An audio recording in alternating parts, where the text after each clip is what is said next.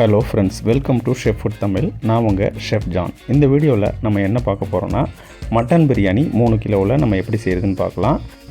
இந்த பிரியாணியை நான் வடித்து தான் செஞ்சுருக்கேன். இதில் நம்ம வீட்டில் செய்கிறதுல நம்ம கொஞ்சம் சீக்கிரமாக பிரியாணி ரெடி ஆகணும் அப்படின்னு நினச்சோம்னா இதில் ஒரு மெத்தட் நான் ஃபாலோ பண்ணியிருக்கேன். அந்த மெத்தடை நீங்கள் ஃபாலோ பண்ணி நல்லபடியாக வீட்டில் பிரியாணி செஞ்சு சாப்பிடுங்க. நம்ம சேனலை மறக்காமல் சப்ஸ்கிரைப் பண்ணிக்கோங்க. கூடவே இருக்கிற பெல் பட்டனையும் அழுத்திக்கோங்க. அப்போ தான் நான் போடுற வீடியோ உங்களுக்கு நோட்டிஃபிகேஷனாக வந்துக்கிட்டே இருக்கும். இப்போ வாங்க நம்ம 3 கிலோவில் மட்டன் வடி பிரியாணி நம்ம எப்படி செய்கிறதுன்னு பார்க்கலாம். இந்த chef food Tamil channel YouTube channel இப்போ 1000 சப்ஸ்கிரைபரை வெற்றிகரமாக கடந்திருக்கு. அது மக்களாகிய உங்களுக்கு தான் நான் நன்றி சொல்லணும். ஷெஃப் ஃபுட் தமிழ் சேனலை ஆதரித்து சப்போர்ட் பண்ணிக்கிட்டே இருங்க. இப்போ வாங்க நம்ம வீடியோக்குள்ளே போகலாம். இப்போது பிரியாணி செய்கிற பாத்திரத்தில் நான் 200 ml நெய் ஊற்றிருக்கேன். மொத்தமாக சேர்த்து நான் 600 ml 3 கிலோவுக்கு 600 ml ஊற்ற போகிறேன். அதில் நான் பாதியாக பிரித்து கூட ஊற்றிக்கலாம், நீங்கள் உங்களோட இஷ்டம்தான். இப்போ நான் மொத்தமாக நெய்யும் எண்ணெயும் சேர்த்து 600 ml ஊற்றிருக்கிறேன். இப்போ எண்ணெய் சூடானதும் பட்டை 5 கிராம், ஏலக்காய் 3 கிராம், கிராம்பு 3 கிராம், வெங்காயம் 1 கிலோ 200 கிராம் அப்படின்ட்டு நான் சேர்த்துருக்கேன். வெங்காயம் நம்ம எப்படி அளக்கணுன்னா, நான் எப்படி அளக்கிறேன்னா, உரிச்சிட்ட பிறகு 1/200ன்னு வெயிட் போட்டு கட் பண்ணி நான் அளந்து வெட்டி போட்டிருக்கேன். நீங்களும் அப்படியே பண்ணிக்கோங்க. அந்த மெஷர்மெண்ட்டில் பண்ணால் உங்களுக்கு நல்லா மசாலாவும் கிடைக்கும். அதனால தான் சொல்கிறேன். நல்லா நமக்கு வெங்காயம் நல்லா வதங்கிடணும், கோல்டன் ப்ரௌன் கலரில். பிரியாணிக்கு பொறுத்தவரையில் இந்த மாதிரி நமக்கு நல்லா வதங்கி கோல்டன் ப்ரௌன் கலரில் ஆகிடுச்சு. இந்த சமயத்தில் நம்ம கொஞ்சம் தயிர் சேர்த்துக்கிறேன். 3 கிலோ பிரியாணிக்கு நம்ம 600 ml தயிர் சேர்க்கணும். அதனால் நான் அந்த தயிர்லேருந்து இந்த சமயத்தில் நான் கொஞ்சம் சேர்த்துருக்கேன். பேலன்ஸ் தயிரை நம்ம தக்காளிலாம் போட்டு நல்லா வதங்கின பிறகு சேர்த்துக்கலாம். நல்லா வதக்கியாச்சு. நம்ம வாசனைக்காக நம்ம புதினா கொத்தமல்லி இந்த சமயத்தில் போட்டு வதக்குவோம். இந்த ஃப்ளேவர் ரொம்ப நல்லாயிருக்கும். அந்த ஆரோமா நம்ம வதக்கும் பொழுதே அவ்வளோ அருமையாக ஒரு வாசனை வந்துடும். அதுக்காக நான் இப்போவே சேர்த்துக்கிறேன். 3 கிலோவுக்கு 30 கிராம் அளவுக்கு நான் மிளகாய் தூள் சேர்த்துக்கிறேன். சேர்த்து நல்லா வதக்கிக்கிறேன். இப்போ எப்படின்னு கேட்டிங்கன்னா, இந்த 3 கிலோ பிரியாணிக்கு இது நார்மலான காரம் தான். நீங்கள் காரம் கம்மியாக சாப்பிட்ற ஆளாக இருந்தால் நீங்கள் 20லேருந்து 25 கிராம் சேர்த்துக்கலாம். இந்த மாதிரி நல்லா வதங்கினதும் புதினா, கொத்தமல்லி, தக்காளி எல்லாத்தையும் சேர்த்து தக்காளி மசிகிற அளவுக்கு நம்ம நல்லா வதக்கிக்கலாம். நம்ம எந்த அளவுக்கு நல்லா நம்ம வதக்குறோமோ அந்த அளவுக்கு பிரியாணியோட டேஸ்ட்டு கூடிக்கிட்டே இருக்கும். கேட்டால் நம்மளுக்கு அது நல்லா பேஸ்ட் மாதிரி ஆகிடணும். கொதித்து நல்லா வதங்கி நல்லா பேஸ்ட் மாதிரி ஆகிடணும். இந்த சமயத்தில் நம்ம இஞ்சி பூண்டு சேர்த்து நல்லா கிரேவி மாதிரி நல்லா வதக்கிக்கலாம். இஞ்சி பூண்டோட அளவு கேட்டிங்கன்னா, 3 கிலோ பிரியாணிக்கு நம்ம 300 கிராம் இஞ்சி, 150 கிராம் பூண்டு சேர்த்துருக்கோம். இதை போட்டு நல்லா நம்ம நல்லா வதக்கிடலாம். அதை பச்சை வாசனை போகிற வரைக்கும்.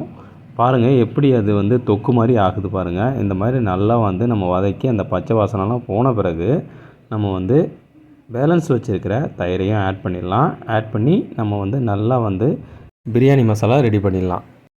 இந்தளவுக்கு எல்லா மசாலாவும் நல்லா மசிஞ்சு நமக்கு பேஸ்ட் மாதிரி ஆகிடுச்சு. இந்த சமயத்தில் நம்ம ரெடி பண்ணி வச்சுருக்கிற ஹோம்மேட் பிரியாணி மசாலா, அது நான் முன்னாடியே வீடியோ போட்டிருக்கேன். அது எப்படி பண்ணுறதுன்னு ஐகார்டில் லிங்க் கொடுக்குறேன். அந்த வீடியோவை பார்த்து பிரியாணி மசாலா மேக் பண்ணிக்கோங்க. இந்த சமயத்தில் ஆட் பண்ணிவிட்டு நல்லா வதக்கிட்டு நம்ம இப்போ தண்ணி சேர்த்துக்கலாம். இந்த மட்டன் பிரியாணியில் நான் குக்கரில் மட்டனை வேக வச்சுக்கிட்டேன். எப்படின்னு கேட்டிங்கன்னா, கொஞ்சமாக மஞ்சத்தூள், இஞ்சி பூண்டு பேஸ்ட்டு இதெல்லாம் நம்ம சேர்த்து உப்பு போட்டு சேர்த்து நல்லா வேக வச்சுக்கிட்டோம். 3 விசில் விட்டு நான் வேக வச்சுக்கிட்டேன். அதில் உள்ள தண்ணியை தான் நான் இப்போ ஆட் பண்ணியிருக்கேன். தண்ணியோட அளவு பார்த்திங்கன்னா 2 லிட்டர் 300 ml அளவுக்கு நான் சேர்த்துருக்கேன். அந்த மட்டனை வடித்து எடுத்துகிட்டு அதில் உள்ள தண்ணியை ஆட் பண்ணியிருக்கேன். இப்போ மசாலாவோட அந்த தண்ணியும் சேர்ந்து நல்லா கொதிக்க ஆரம்பிச்சிருச்சு. இப்போது வேக வச்ச மட்டனை நம்ம ஆட் பண்ணிக்கலாம். மட்டனை ஆட் பண்ணிவிட்டு நல்லா கிண்டி விட்டுக்கலாம். கிண்டி விட்டுட்டு நல்லா சிம்மில் வச்சிடலாம். அப்போ தான் நம்ம மட்டன் போட்டதுக்கும் அந்த பிரியாணியோட ஃப்ளேவரும் இந்த மட்டனில் ஏறுறதுக்கு கரெக்டாக இருக்கும். இப்போ நம்ம மூடி வச்சிடலாம். மூடி வச்சு சிம்மில் போட்டுருவோம். இப்போ நம்ம வடித்து தானே போட போகிறோம் ரைஸு. அதனால் நான் இப்போ தண்ணி வச்சுருக்கேன், சுடு தண்ணி. இந்த தண்ணியில் ஒரு கல் கரிக்கிற மாதிரி நம்ம உப்பு போட்டு ரைஸை பாயில் பண்ணி எடுத்துக்கலாம். இப்போது நான் பாயில் பண்ணுற வீடியோவை எடுக்க முடியல. நீங்கள் ரைஸை 50 to 60% நீங்கள் ரைஸை வடித்து எடுத்துக்கலாம். வடித்து எடுத்து இந்த மாதிரி நம்ம கொட்டி விட்டு நிறவி விட்டுடலாம். நிறவி விட்டுட்டு நம்ம நல்லா கரண்டியை நல்லா விட்டு நம்ம கிளறிடலாம். அப்போ தான் அந்த மசாலாவும் ரைஸும் நல்லா மிக்ஸ் ஆகும். இப்போ கொஞ்சம் நம்ம வடித்து எடுத்த வாட்டர்லேருந்து கொஞ்சம் தண்ணி ஊற்றிக்கிறோம். அந்த ரைஸ் லெவலும் வாட்டரோட லெவலும் ஈக்குவலாக வந்துச்சு. இப்போ மூடியை போட்டு நம்ம 20லேருந்து 25 நிமிஷம் தம் போட்டுடுறோம். இப்போ வந்து நம்ம தம்மு வந்து 20 நிமிஷம் போட்டுட்டு 10 நிமிஷம் அப்படியே விட்டுட்டோம். மொத்தமாக அரை மணி நேரம் கழித்து நம்ம ஓப்பன் பண்ணுறோம். பார்த்தீங்கன்னா செம்மையாக சூப்பராக ரெடி ஆயிடுச்சு நம்மளுக்கு மட்டன் பிரியாணி. குயிக்காக செஞ்சுட்டோம். நம்ம குக்கரில் வேக வைக்கிறதுனால நமக்கு எந்த டேஸ்ட்டும் மாற போகிறது கிடையாது. நம்ம மசாலா போட்டு தான் குக் பண்ணுறோம். அப்படியே நம்ம குக் பண்ணி நம்ம போடுறதுனால நமக்கு வந்து ஃபுல்லாக நமக்கு வந்து பஞ்சு போல் மட்டன் வெந்துருச்சு. ரைஸும் நமக்கு உதிரியாக வந்துருச்சு. கீழே மசாலாவும் மேலே ரைஸும் நம்ம மிக்ஸ் பண்ணும்போது அவ்வளோ அருமையாக டேஸ்ட்டாக இருக்கும். பாருங்கள், மட்டன் வெந்திருக்கிறத நான் உங்களுக்கு காமிக்கிறேன். அவ்வளோதான் ஃப்ரெண்ட்ஸ், நமக்கு சூப்பராக வந்து மட்டன் பிரியாணி ரெடி ஆயிடுச்சு. நம்ம வந்து இது பார்ட்டிக்காக செஞ்சது.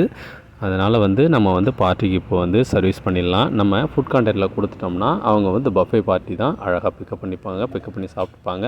பாருங்கள், வேறு லெவலில் ரெடி ஆகிருக்கு. நீங்களும் உங்கள் வீட்டில் செஞ்சு பார்த்து நல்லா சாப்பிட்டு என்ஜாய் பண்ணுங்கள். நம்ம சேனலை மறக்காமல் சப்ஸ்கிரைப் பண்ணி சப்போர்ட் பண்ணிகிட்டே இருங்க. கூடவே இருக்கிற பெல் பட்டனையும் அழுத்திக்கோங்க. அப்போ தான் நான் போடுற வீடியோ உங்களுக்கு நோட்டிஃபிகேஷனாக வந்துக்கிட்டே இருக்கும். அடுத்த ஒரு ரெசிப்பியில் இன்னொரு வீடியோவில் உங்களை சந்திக்கிறேன் ஃப்ரெண்ட்ஸ்.